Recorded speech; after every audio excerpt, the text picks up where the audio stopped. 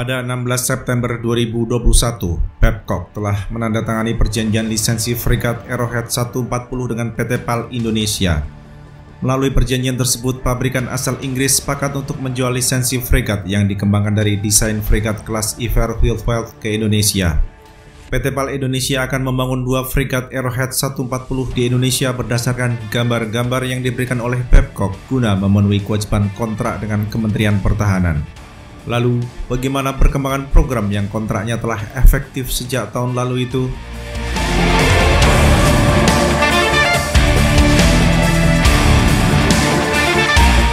Saat ini tidak banyak informasi yang tersedia mengenai perkembangan kontrak pembangunan fregat Arrowhead 140 di galangan BUMN.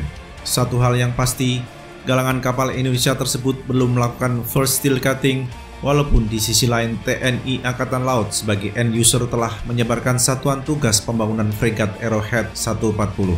Namun setidaknya ada 2 hal kritis terkait perjanjian lisensi fregat yang telah ditandatangani oleh PT PAL Indonesia tahun lalu.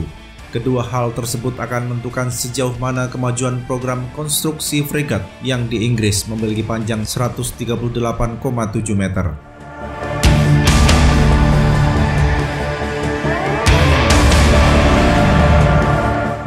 Pertama, pemenuhan ketentuan perjanjian lisensi. Salah satu hal utama dalam perjanjian lisensi antara Babcock dengan PT PAL Indonesia adalah kewajiban penyerahan gambar oleh galangan Inggris yang diikuti dengan pembayaran secara bertahap oleh galangan Indonesia.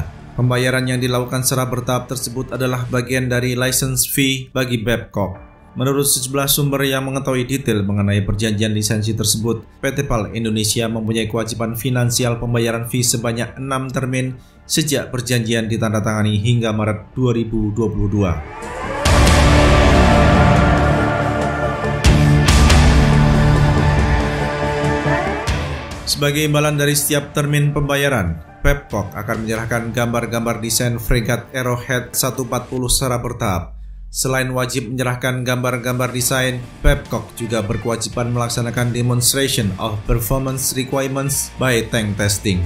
Dengan kata lain, firma yang dipimpin oleh David Lockwood ini wajib melakukan tank testing terhadap model Arrowhead 140 yang akan dibangun di perusahaan BUMN Indonesia. Mengacu pada kesepakatan, 30 Maret 2022 adalah tarikh di mana Babcock harus menyerahkan gambar keempat dan final kepada PT PAL Indonesia sekaligus melakukan tank testing.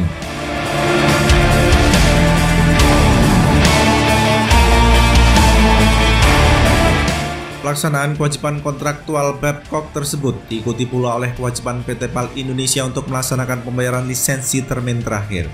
Pertanyaannya adalah apakah masing-masing pihak baik Babcock maupun PT PAL Indonesia telah melaksanakan kewajiban masing-masing? Sampai saat ini tidak tersedia informasi kredibel mengenai hal tersebut. Satu hal yang pasti, tidak lancarnya pemenuhan kewajiban kontraktual oleh salah satu pihak akan mempengaruhi pemenuhan kewajiban kontraktual oleh pihak lainnya.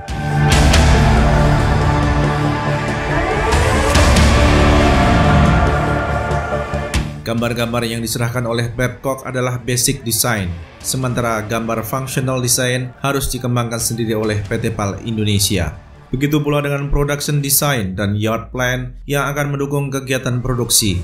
Setelah itu kegiatan produksi kapal perang dapat dimulai, karena mustahil aktivitas tersebut dapat dimulai sebelum semua gambar tersedia dan disetujui.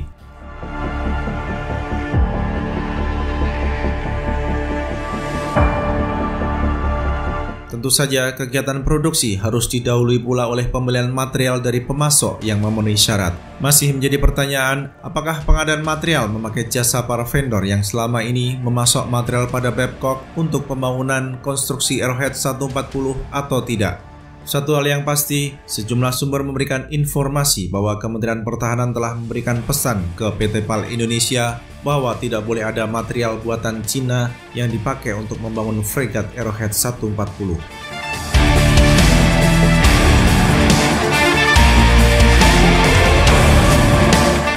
Kedua, amandemen kontrak. Telah lama menjadi perhatian banyak kalangan tentang nasib kontrak pembangunan konstruksi Arrowhead 140 antara Kementerian Pertahanan dan PT PAL Indonesia. Sesuai dengan kontrak yang disepakati, fregat yang akan dibangun oleh BUMN ini memiliki panjang 143,57 meter dengan durasi kontrak 69 bulan terhitung sejak kontrak efektif. Padahal Arrowhead 140 hanya mempunyai panjang 138,7 meter. Pertanyaan yang muncul adalah, apakah kontrak tersebut akan diamandemen atau tidak?